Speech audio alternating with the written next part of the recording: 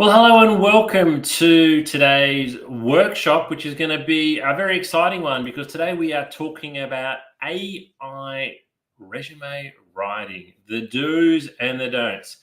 I guess I'd love to know, have you been using AI in your work? Have you been using it in your home life? What have you been using it to do? I've certainly started to spend quite a bit of time on AI over the last couple of weeks in particular. I wouldn't call myself an early adopter to AI, but I saw a presentation at a conference a couple of weeks ago around the possibilities of some of the things that it could do. And I've certainly started to use AI a lot more over the last few weeks, and I've really got to enjoy it, to the point where I did a poll on LinkedIn today where I asked when you're using AI, whether it's Bard or ChatGPT or Gemini, are you actually using manners? Are you talking to it as if it's a real person? I opened up Gemini this morning and was doing some stuff, and I actually typed in "good morning," and it replied. It said, "Good morning. How are you today?" And I find myself saying "thank you" when it comes back with some useful information. So, it certainly is a very interesting space. Recruitment, like most industries, has been impacted and will be further impacted by AI. And you as a job seeker, you as a job seeker can certainly use AI to your advantage, but using it in the wrong way means you're going to be using it to your disadvantage. So that's what we're going to go through today. I'm going to share with you some of the do's and don'ts, particularly when it comes to resume and cover letter writing. So that's what we're going to be, going through today. Just a little bit of webinar housekeeping to start things off with. I am streaming to you live today, wherever you're watching me around Australia or the world, whatever platform you're on. If I do drop off for any reason, if the internet drops out or we have a blackout, I'll rejoin as soon as I can. So if my screen goes black, don't leave. It only happens once or twice a year, and hopefully today is not the day. Feel free to ask lots of questions. Wherever you're watching this again, you'll be able to type in some questions. You'll be able to type in some comments. And so I'd love to hear from you. And particularly at the end of the workshop, we'll take additional questions. But if you want to put questions to me live as we're going along, I'd love to answer those. And I'd really encourage you to take notes. You will be able to watch a recording of this workshop. It'll be on our YouTube channel. But when you're learning or hearing about something for the very first time, it actually strikes you in a different way. So if you hear something today, I'd really encourage you to note it down and what you thought about it the first time that you heard about it. But a little bit about me, your presenter. My name is James Whitcomb. I'm a director at a recruitment agency called Smart Recruitment, where I've been since 2005. In November this year, I'll hit my 19th year at Smart Recruitment. Over that time, I've conducted over 3,000 interviews, over 600 group assessments, and placed over 1,000 people into jobs. I would have read well over 100,000 resumes, might even be 200,000 resumes. It's really hard to tell. I've seen wonderful resumes. I've seen terrible resumes. I've seen great candidates with terrible resumes and terrible candidates with great resumes. And I've certainly learned, how to help coach and guide individuals to create a resume that stands out and gets attention. And I launched the Candidate Coach, the platform that we're meeting on today, back in 2019.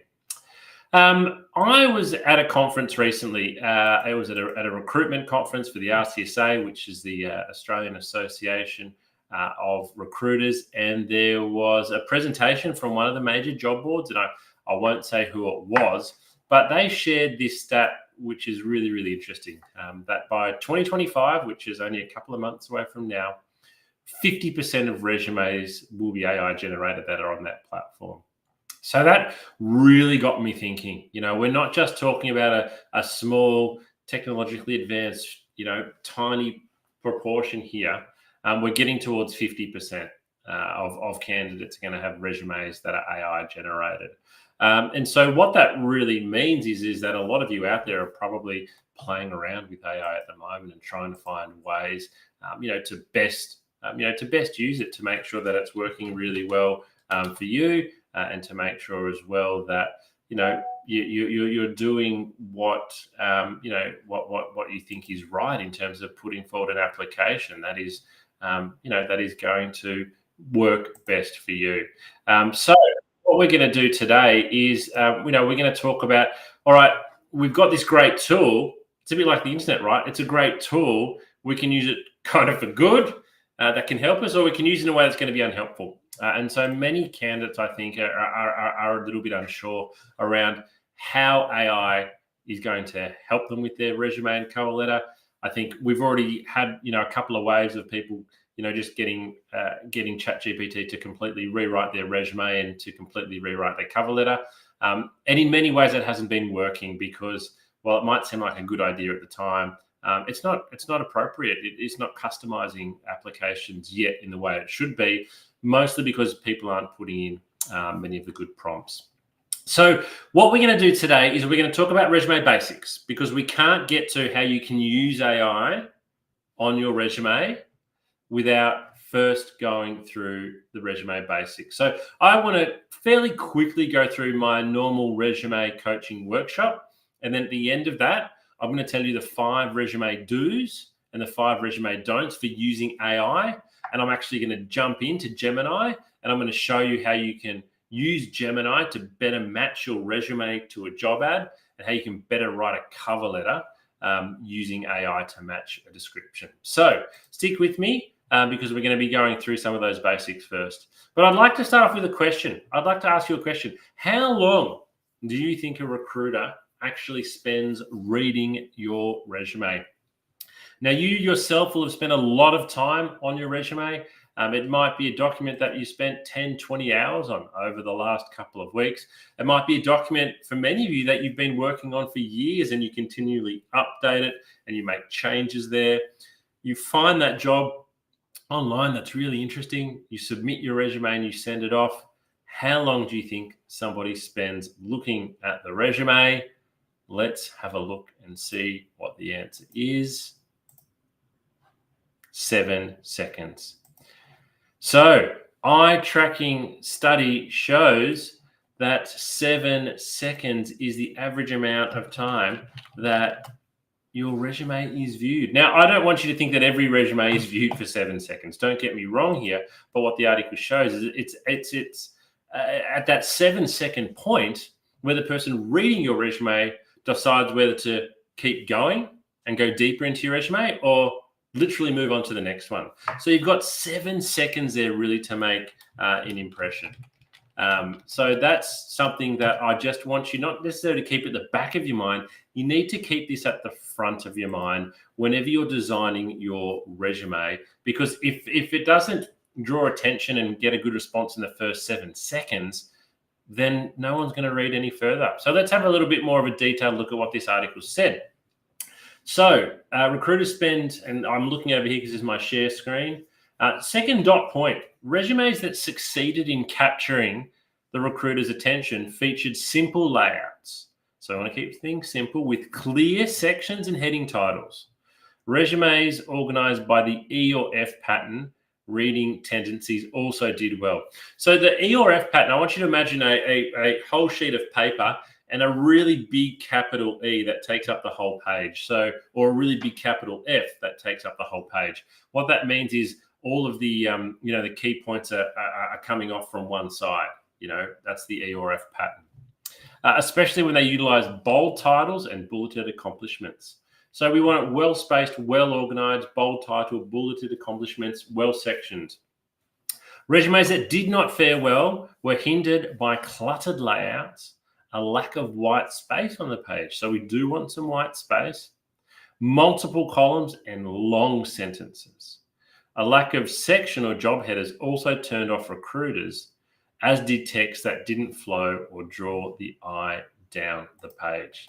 So there's quite a little bit, isn't there, really, in those couple of dot points there. So I want you to have a quick think and ask yourself, is that my resume? Is that how I've laid out my resume at the moment? Do we have bold headings and bulleted accomplishments? Is it simple and easy to read? Because when we go back to that 7 second rule that is actually happening, you need for that information to be able to jump off really quickly. So you need the recruiter to be able to look at your resume and find the key information that you want them to see very, very easily. what this particularly means for me is that your first page is worth 99% of your resume. I actually don't mind whether your resume is 1, 2, 3, or 4 pages. What I really care about is making sure that page number 1 is where you focus pretty much all of your attention, because there's no point in having the good information on page 2 because no one's getting to page 2 inside of 7 seconds. And if you put the good information on page 2, nobody might even get to it or know what you've achieved. So let's actually talk about what is a resume. Well, a resume is a factual account of your employment and study history. We say factual because it's got dates and times and locations and events, but it also needs to highlight your skills and your abilities and sell you. Your resume has to sell you. Sell, sell, sell. So what I'd really like to get across to you now is the importance of your resume being, it's basically a marketing document. Your resume is, it's an advertisement for you. It needs to really highlight everything that's good about you. Now, I want you to think about, when you might be looking for a property to rent or buy, you see wonderful photos that are well positioned. You read the description and you think, this is amazing. Look at how well they've described everything else here. So what you need to do is to think of your resume in that way. This is an advertisement for you. When you drive past a bus stop and you see an advertisement, that's your resume. When you see a billboard, that's your resume. When you see an ad online, that is your resume that you need to change your mindset away from. It's just black words on white paper to it's an advertisement. It needs to sell you. And it needs to want somebody, the reader, to pick up the phone and give you a call. So let's talk a little bit more about that then. Well, that's my question to you. If you're watching this today, have a think. Does your resume actually sell you? Is it highlighting the very best achievements that you've made? Is it highlighting the best parts of your employment history, the best parts of your study history, the best parts of your extracurricular activities?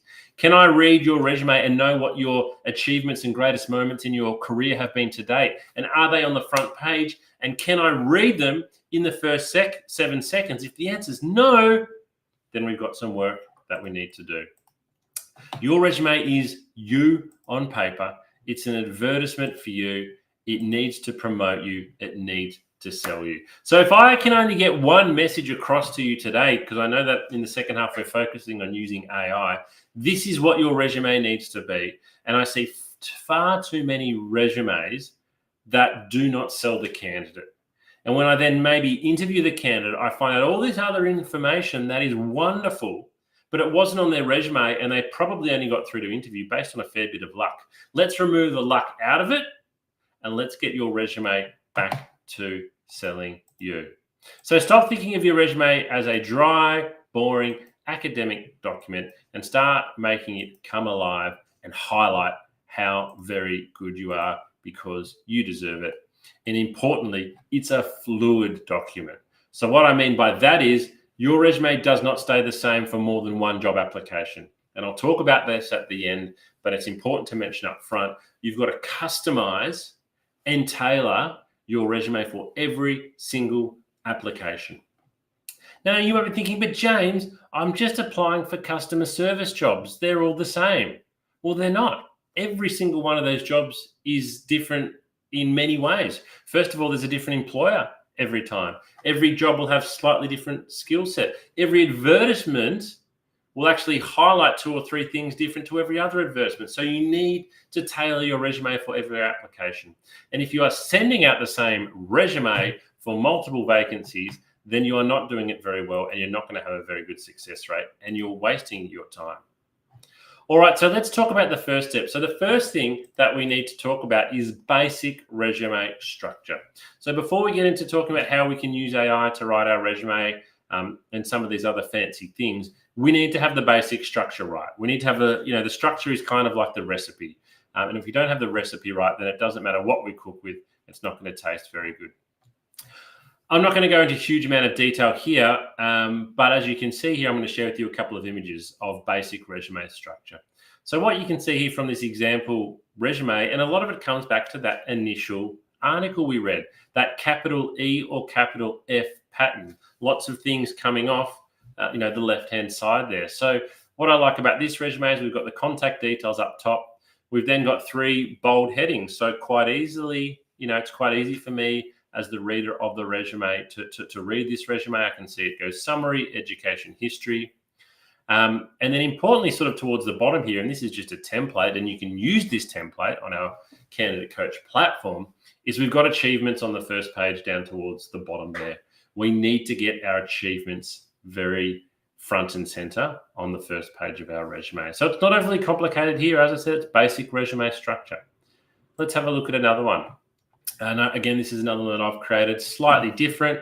Down the left-hand side here, we've got name, contact details, and then some skills and attributes. But again, as you'll see throughout the resume, we've broken it up with bold heading, with bulleted points, and with different sections, so it's easy to read. Because most recruiters, the first thing they're going to go straight to is your employment history and look at what your most recent job is, because that helps to most easily give me a sense of understanding around your suitability for the job. So it's great to list skills and attributes. It's great to list an introduction. But the first thing most recruiters' eye is going to go to is your most recent employment. So we need to have that on there. We also need to list our key accomplishments and achievements again, which you can see just at the bottom of the images. That is cutting off there, that we have those listed. So get your resume structure right. And then the second step, I said, is selling yourself. So after we've got that structure right, how do we actually go about selling yourself? So I'm going to share an example with you now of how you can best sell yourself.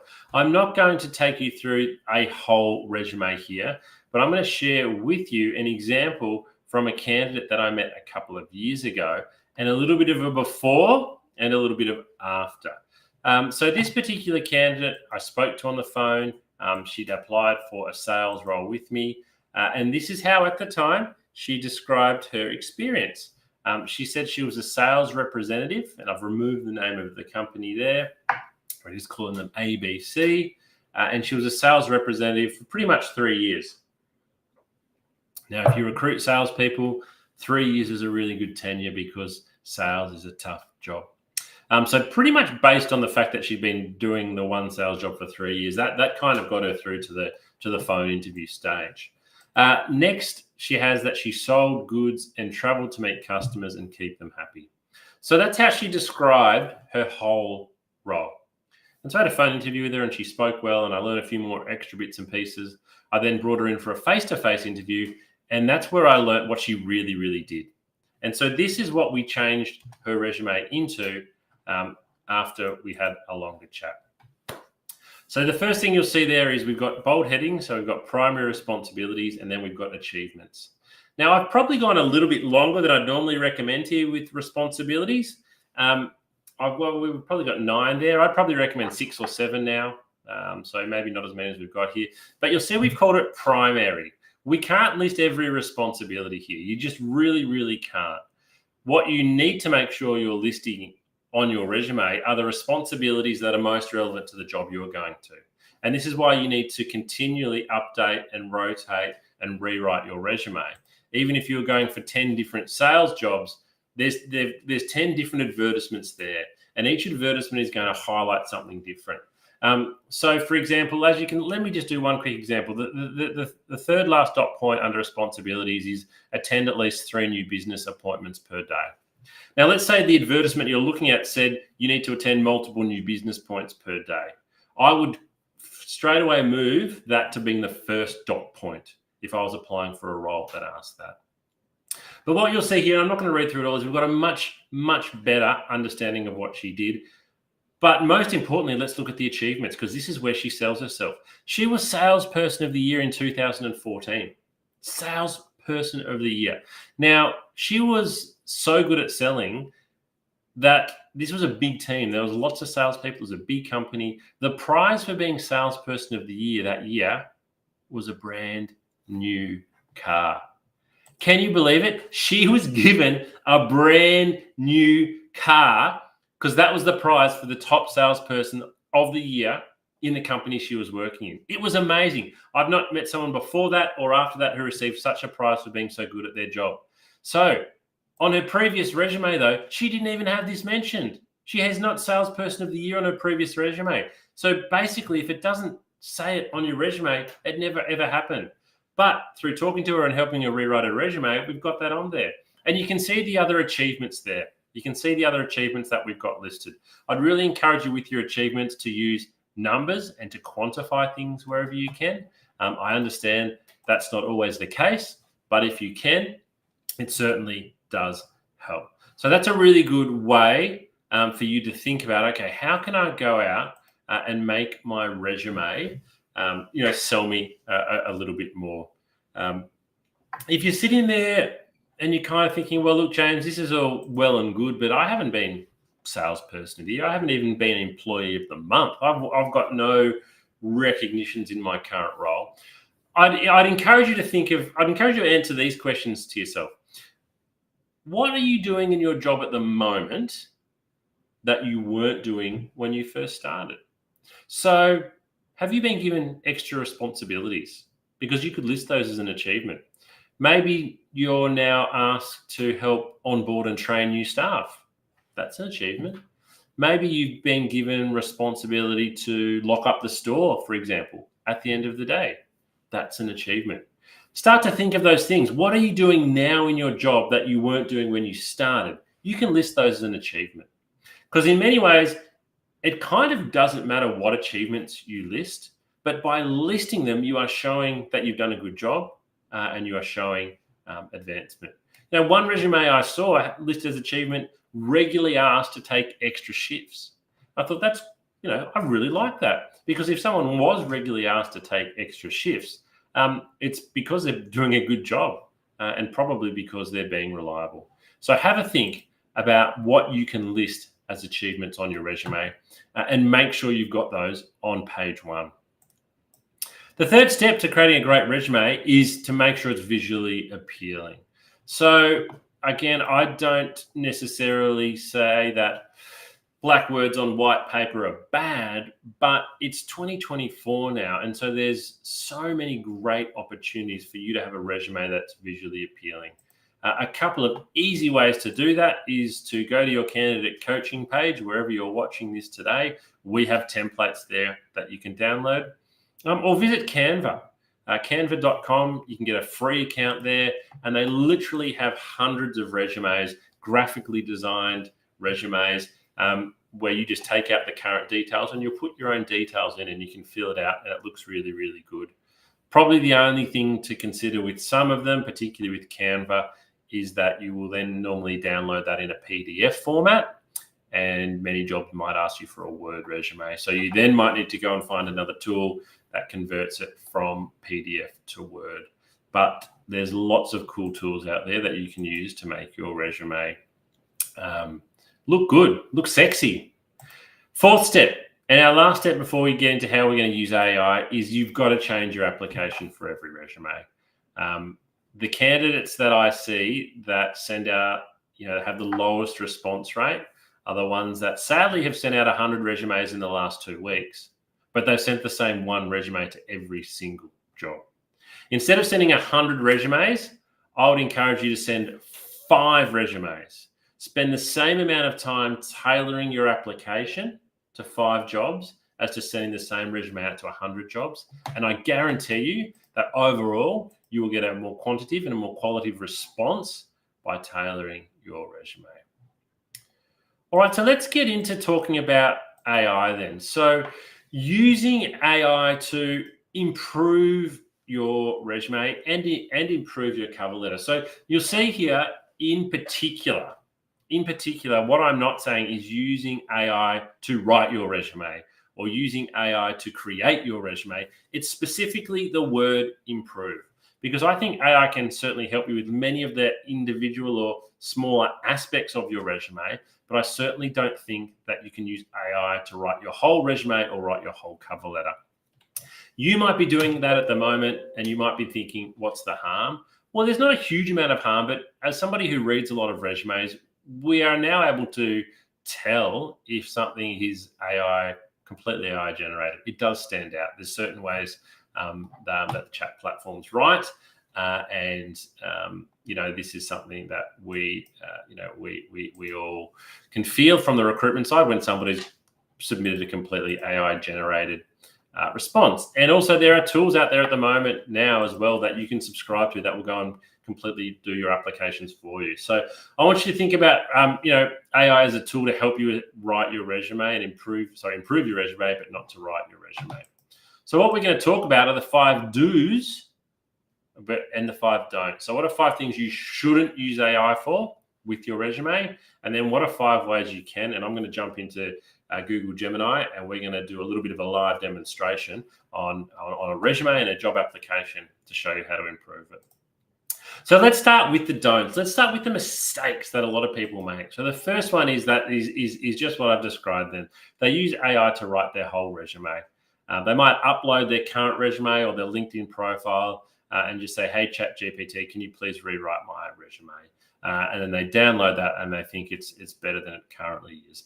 That's a huge no-no because it's not tailoring it. It's not your words. You need to know what's on your resume. You need to have a very good understanding of what's on your resume because you're going to be asked about it all the time. The second one is don't expect AI is better than you. I think a lot of people think, I'm no good at writing my cover letter. I'm no good at writing my resume. I'll just stick it into Bard and it'll be better than me. 9 times out of 10, the answer is no. I think we use AI to be a little bit lazy with things like this. Or we just perhaps don't know what to do. So we think the computers are better than us, but don't expect it. It might be sometimes, but certainly don't expect that AI is going to be able to write a better resume and cover letter than you can. The third one is, and we've seen this a lot, don't expect AI to always be honest. So this is why you need to double check everything that you're taking from a large language model. It might add some extra detail in there. It might completely fabricate something. And so you need to really be checking everything that you put in your resume because recruiters know there's a lot of falsehoods on resumes. And as soon as we spot one, your application's done. Your application's dusted. So you'd hate for that to be the reason why you missed out on a job was because you didn't double check what AI wrote for you. The fourth one, and it kind of follows on from the honest one, is don't expect AI to be mistake-free. You've really got to double check everything that comes out to make sure that it is factual, that it is correct. Normally the spelling and grammar is okay, but everything else that it said, make sure there's no mistakes there.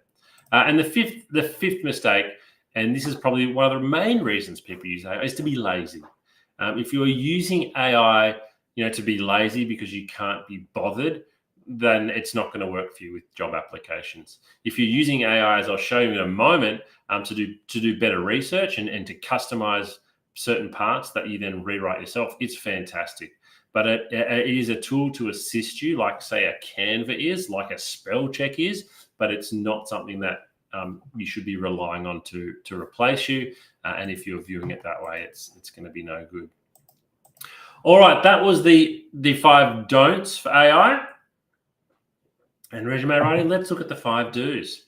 So the first one is, do use AI for initial guidance. So what do I mean for initial guidance? Well, we're going to jump out of my PowerPoint presentation now, and we are going to, as you'll see on my screen here now, I've logged into Gemini, and what I'm going to do in this demonstration is I'm going to ask Gemini, to give me some guidance on the suitability of my resume compared with an advertisement. So what I want to show you, and I've saved this one earlier, I've just got to find it now, is we're just going to jump onto Seek, and we are going to go, where do I find my saved jobs? Here we go. So there's a job on Seek at the moment. It is a store manager role, a retail store manager role for the Reject Shop in Waverley, which is in Melbourne. So you'll see here we've got an introduction to the Reject Shop. We've got an introduction to, a store manager role. We've got 6 or 7 dot points here on what your job is going to be. We've then got 4 dot points and a blurb on what you need to bring to the role, some information on what the Reject Shop is going to offer and the benefit. So we've got that there. I have also created a bit of a dummy resume that I've used. It's not of a real person. I'm going to show that to you now on your screen. So this is a resume that I've made up of someone called Job Seeker. You can see here that they've got a bit of assistant store management experience from a couple of different stores, a little bit of information there. So this is just a one-page resume that I've made up for the purpose of the purpose of today's exercise. So what we're going to do once we go back into Gemini is I'm going to say, let's start by saying, hello, Gemini. Always good to be polite. Get on the good side. Gemini's going to say, hello, what can I do for you today?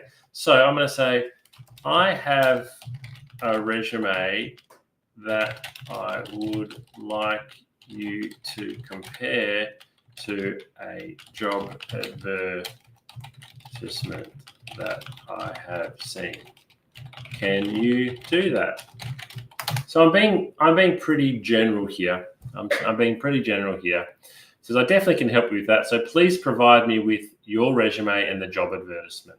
Okay, so I'm going to go down here to Gemini where I can upload. So I go to my drive. I've already saved these ahead of the workshop.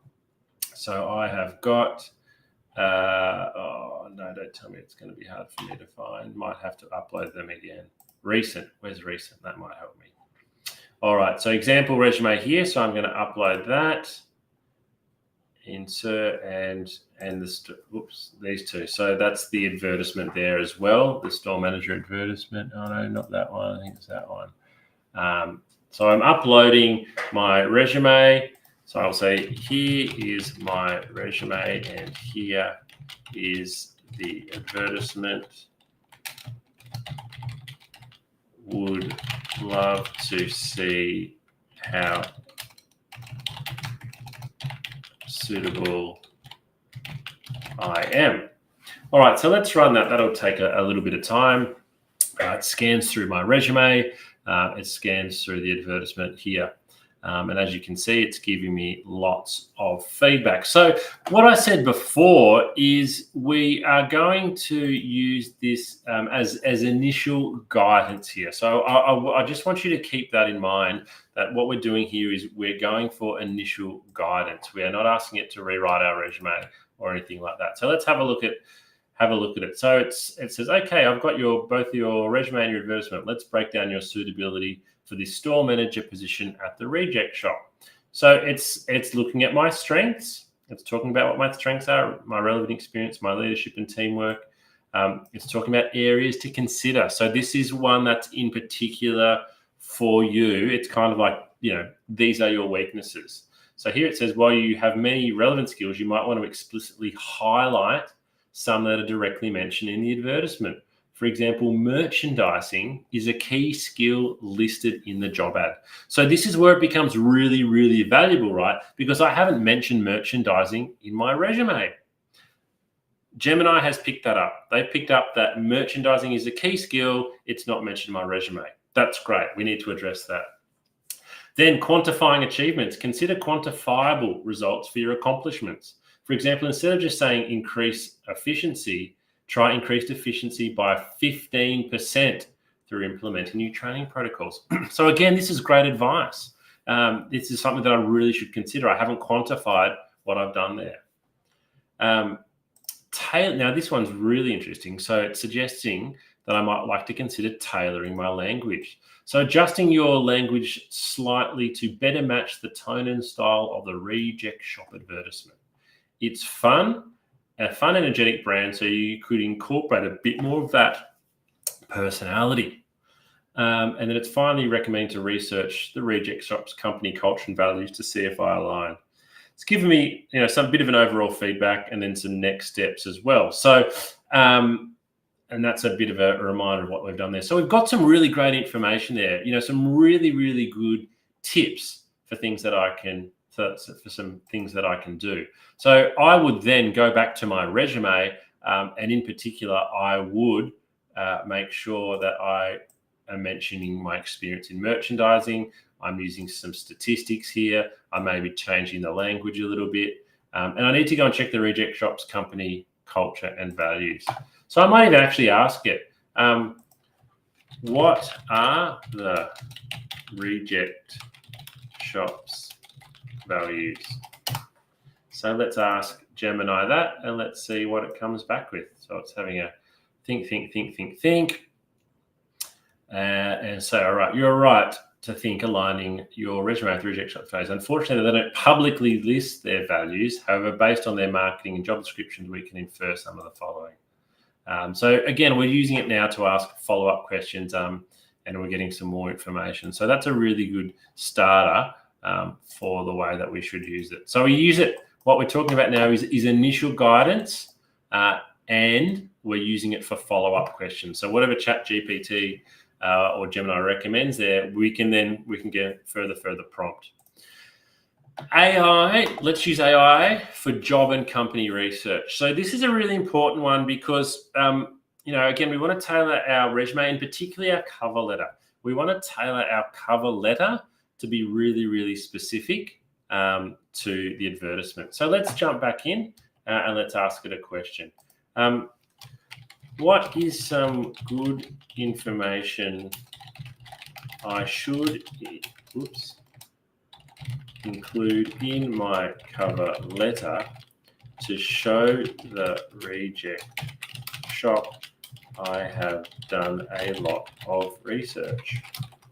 So let's ask that question, because we don't want to just include on our cover letter research that's really easy to find. The harder to find research is where there is a lot of value.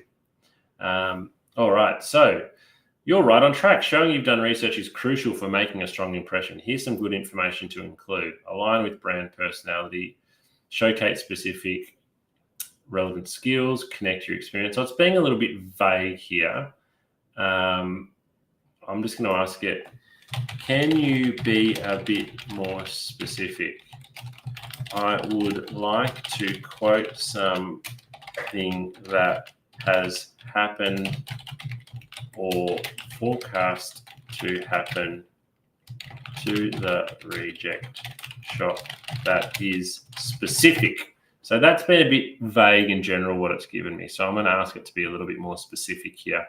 So maybe it's like something about their future growth plans or opening stores or something along those lines. Okay, so you're right. Quoting something specific is a great way to show you're dug into their needs.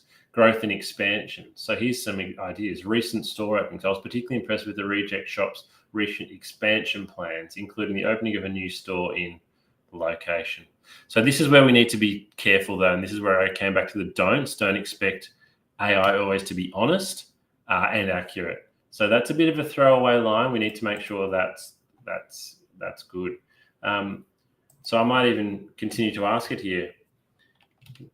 How many stores have the Reject Shop opened in Victoria in the last 2 years? So we're going down a bit of a rabbit hole here, but what we want to find is if we can include a line here. For example, I'm really impressed to learn that the Reject Shop has opened 6 new stores in metropolitan Melbourne. There we go. I don't have access to that information. Go to, it's giving us some information. Their investor relations section. So we might even do that. This is how we can get right down the rabbit hole. The Reject Shop's website, we're going to Google that, investor relations, financial report. We can download a financial report if we want. Let's download that. 10 meg. No, I'm going to download it to my desktop and call it Reject. Reject Shop annual report. So we download that, and so what I can then do is I can then upload that back. So I can then go, okay, I've downloaded the Reject Shop's annual report. I'm now going to upload it into Gemini, And I might say I'm going to say from the annual report, find me 2 stats that I can include in my cover. All right.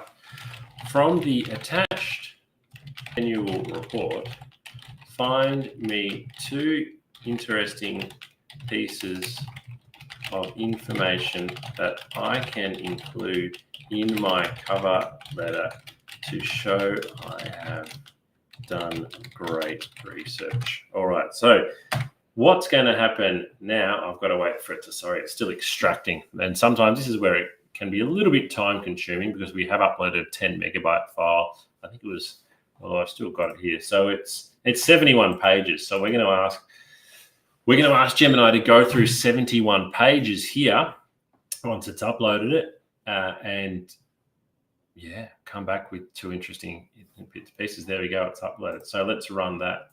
So while that runs, let's jump back into the slideshow and talk about some more of those do's. So what we're doing now is we can use it really, really well for company research in particular. And a lot of the research we're doing now is to assist with writing of our cover letter. We have another whole workshop on how to write cover letters. I'd encourage you to go away and watch. But what we're doing right now is asking for some of that specific information. So let's jump back and see what it's found for us. All right. Okay. Here are 2 interesting pieces of information you could use: growth and expansion. All right. So it's actually given us a direct quote here, which we can use. I was impressed by the Reject Shop's commitment to expanding its store network, particularly in light of their recent opening of 17 new stores and plans to go an additional 15 to 20 in 25. My experience in, mention your own skills here, blah, blah, blah. So this is great information, really, really good. But what we need to do is we need to then go away and rewrite it in our own language. So that sounds very much AI written. So we've got the facts there that we know 17 new stores and plans to open another 15, 20. Take that out, put it into your cover letter and rewrite it yourself. So we're getting some really good information here. Copying and pasting it will be a mistake because it sounds very very AI written, but that's the goal there. If I read a cover letter and a candidate says, I read the company report and I saw the information you can see now, I'm calling them straight away because I'm thinking they've done a lot of research here. So that's a particular level that would really encourage you to get to.